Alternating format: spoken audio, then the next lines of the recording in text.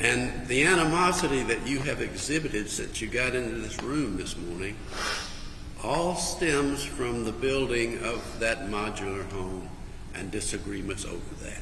No, sir. My uncomfortableness with having to be in this courtroom is because that man over there is not even handcuffed.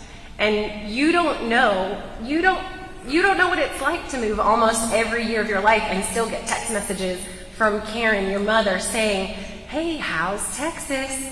Or how's that new baby granddaughter? I would not communicate back with her. It's not like I was communicating back. She was letting me know, we know where you are. We know your kids. How do you know your mother wasn't just expressing genuine affection for you? Because if she had genuine affection for me, sir, she would have stopped this years ago. She would have stopped this years ago. She would have said, enough is enough. If I can't change that man, I'm going to leave that man. But she's part of it. So how are you going to leave someone when you're their partner? You're their Bonnie and Clyde. Okay. Bonnie and Clyde, your mom was Bonnie? They would joke about it. Oh, come on. She would bring him contraband when he was out on work release. Like, that's not Bonnie and Clyde? Yeah, Judge, let me approach. I need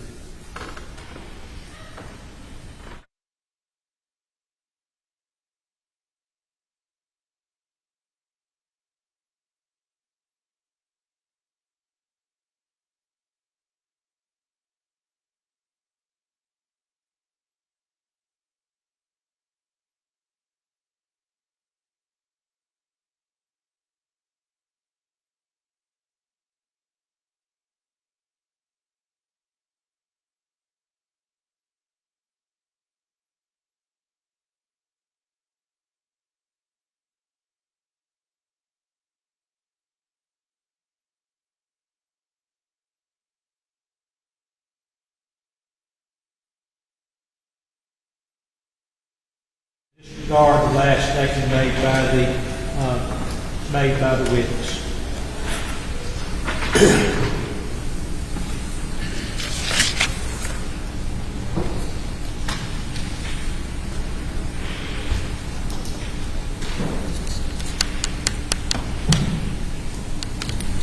You and Gio,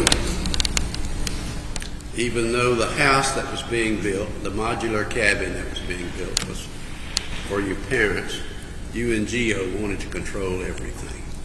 Isn't that so? If you had a $178,000 loan in your name, would you want some control? I ask you a question that's yes or no. You and Gio wanted to control everything, yes or no? No. Well, that's what the falling out was about, right? No. That's what the meeting at McDonald's was all about, right? Nope. And your father looked at you and said, your husband can be difficult himself, can he? I would not agree with that, sir. Pardon me? I would not agree with that, sir. All right. Well, on the day that you were going to meet at McDonald's, where you did meet at McDonald's, and this all came to a head, Gio was demanding that it take place on his couch in his basement apartment. Not McDonald's. We wanted Karen to be a part of the conversation. And Gio went to your mother and father's apartment and broke into the apartment and sat on the couch himself and demanded that Karen call Jeff and come and sit on that couch because Gio said so. That's a lie. That's a question. And you can answer it yes or no. He did not? That's a no? I think that was a lie is a no. I think that qualifies as a no. And your mother was home in bed. You do acknowledge that your mother has serious health issues, right? I acknowledge she has self-diagnosed health issues when it's convenient for her. She rallies real quick when she's needed by Dad. You're accusing your mother of being a hypochondriac? Growing up with that woman, I know that I would disagree with her calling herself ill. We'll put it that way. I know you want me to keep it short. That woman's not ill. You don't think that your mother's migraine headaches are real? People have headaches, sir. Migraine headaches. Yes, migraine headaches. People have migraine headaches. Well, I didn't ask you if people had migraine headaches. Ms. Aquayo, I asked you if you disagree that your mother is a migraine sufferer. She would have migraine headaches, yes. And have you ever had a migraine? She was not in bed that day. When Gio knocked on the door, she was sitting on the couch. Really? Were you seeing from afar? How do you know? I communicate with my husband, sir. I think most people do. How do you Now, know? I was, as mentioned, I was very pregnant with my son. So I didn't, because they wouldn't even, I didn't walk back into where they lived. My husband did. I'm calling my mom on the phone saying, Mom, you need to know what's going on. This affects your life too. Let's get that down pat. You didn't walk in. Your husband did. Your husband went from the gate on the gated community through the woods, around the fence. Oh no, so this is a gated community. There's no woods he's walking through. This is a paved road. He's walking down a road. He's knocking on a door where a family lives above them, by the way. We're not breaking into a home. We're knocking on a door, seeing a lady sitting on a couch that's supposed to be in bed with a migraine. And she's not picking up her phone when her daughter's calling her. You weren't with him. That's correct, sir. As I mentioned, I was about 6 or 7 months pregnant at that time. I'm not schlepping back 2 miles into a gated community because my mom can't be bothered to open the gate. Because she doesn't want to see the next mess that he's made. So your husband walked 2 miles into a gated community where he was not invited, he was not permitted, he didn't live there, he bypassed the gate, and he walked 2 miles because he said so. That's where the meeting was supposed to take place because Gio said so. If you can't get in touch with someone on the phone, particularly your mother-in-law, do you think that maybe you might want to go check on her and see why she's not picking up her phone? No, not if you. Wow. Your mother is quite capable of making a phone call if she needs help. I thought you just said she was very ill, sir. Your mother is very ill. But she doesn't need checked on?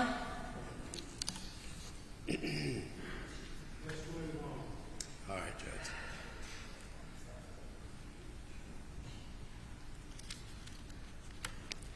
When's the last time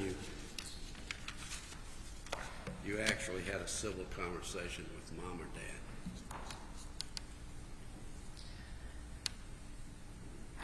December of 2018, I tried to have a conversation with my mom. My son was about a month at that point. They had missed all the initial baby things, and of course, with Jeff, we had a no contact order. But with my mom, I said, "Can you fix this? Can you do something so that we can be a family?" Well, and that didn't go well. Being a grandmother was not as important to her as continuing with Jeff, and I'll be careful how I phrase it. So you didn't want to have anything to do with your mother because she loved her husband and saw him. Absolutely not, sir. Let me finish. And saw her husband as her life partner, and you wanted to rule. You and Gio always want to rule the roost, don't you? No, sir, that's very incorrect.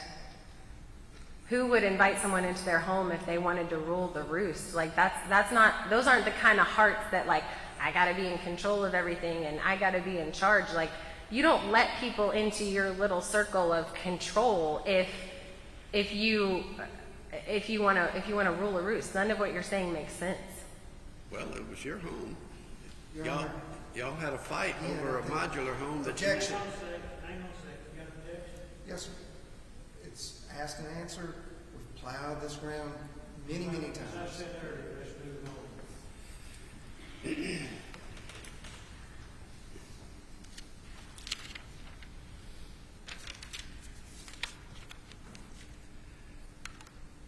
think I can ask you this question safely.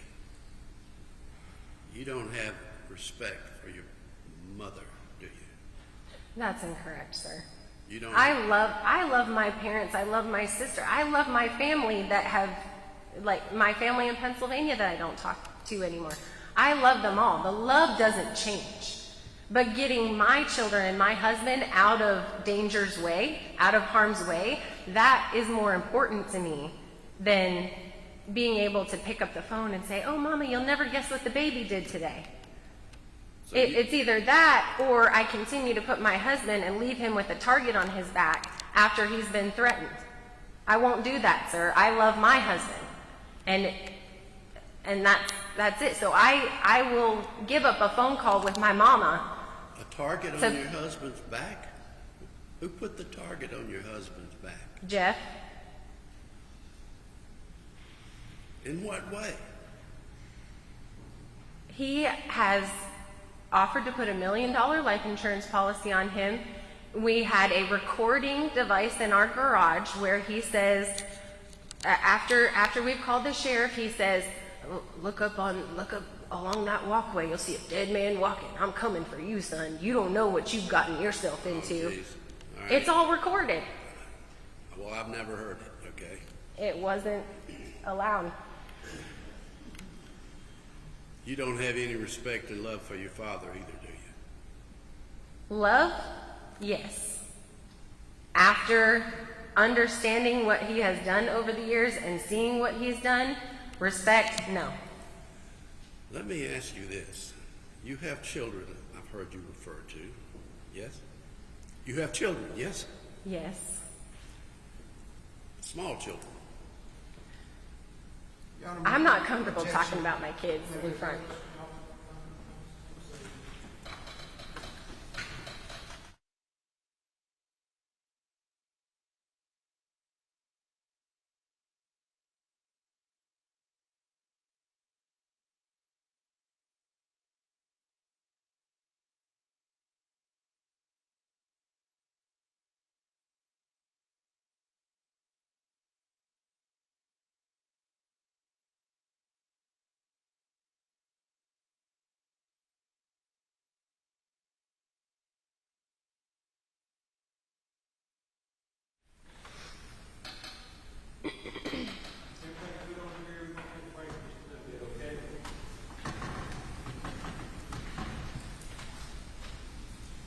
With respect to $100,000 or $1 million life insurance on your husband, do you, Ms. Aguayo, not think it's reasonable and responsible for a parent like David Hill to insure myself for my children's benefit in the event that something happens to me?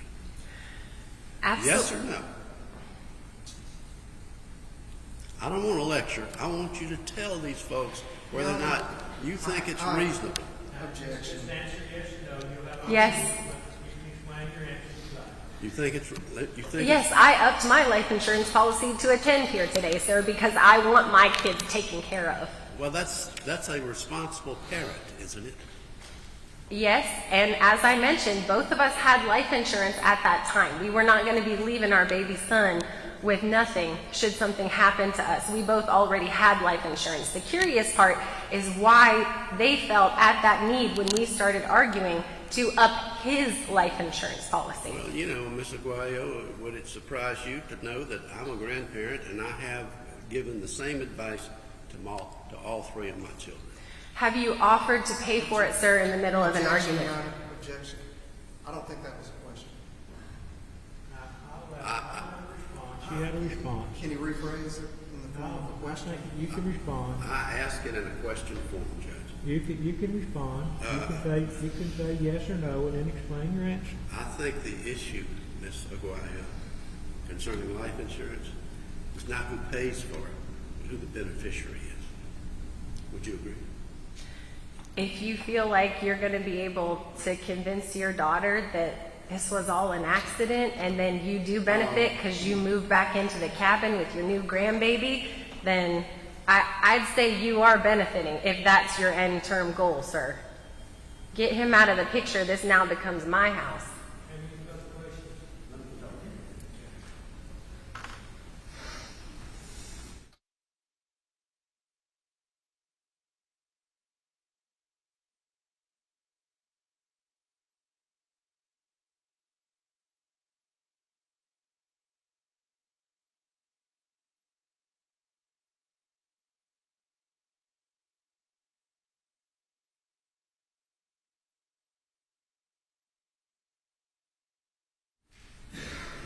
One final question, Mr. Aquayo.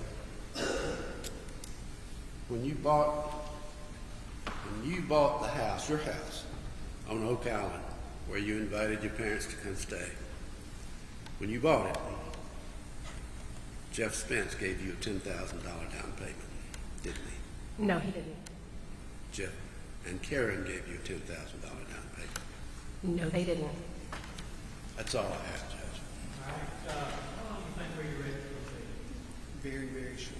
All right, let's go ahead and have a team. You were talking about family in Pennsylvania. Who is Doug Spence?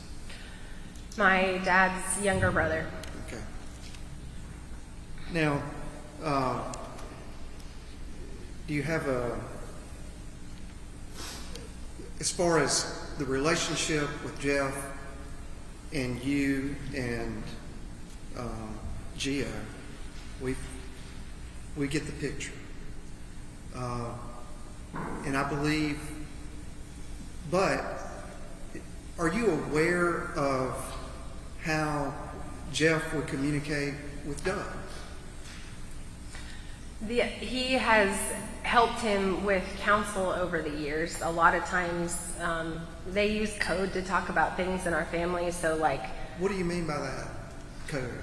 well, when you don't want, if you're outside and you don't want someone to overhear you, you just say, oh, well, sure do remember that time we were, fishing with Dad in his favorite fishing hole, and remember that tree he used to sit at all the time. Conversation that appears to be about a memory is not about a memory. It's about something else. It's letting the brother know. Your Honor, this is not proper redirect. I'm through, Your Honor. All right, I'll agree. All right.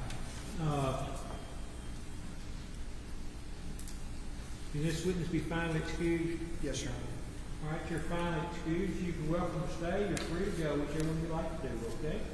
All right, let's take about a 10 or 15 minute break. Y'all get ready. Let us know.